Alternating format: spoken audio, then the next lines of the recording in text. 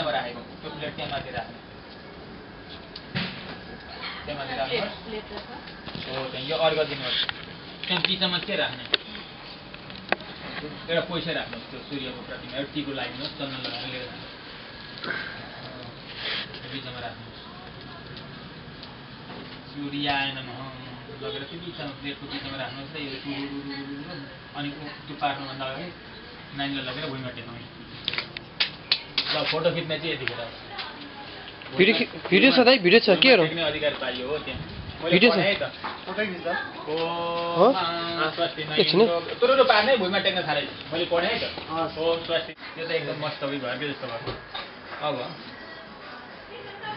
यो हवन गर्नलाई राख्या होला यो पस्दैन मैले गणेशमा पढेँ मूर्ति गणेशलाई बनाएर यो त हुँदैन यो गणेशको अगाडि राख्नु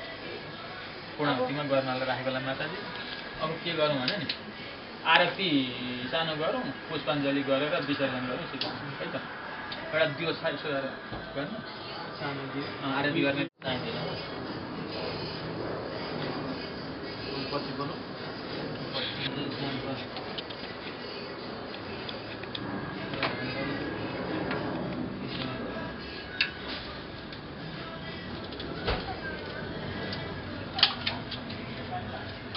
पूजा भनेको केटाकेटी खेलेको के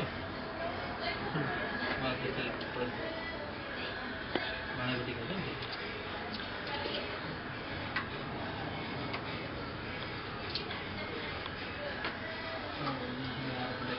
आरती पुष्पाञ्जली गरेपछि अनि यसो टिका दिएपछि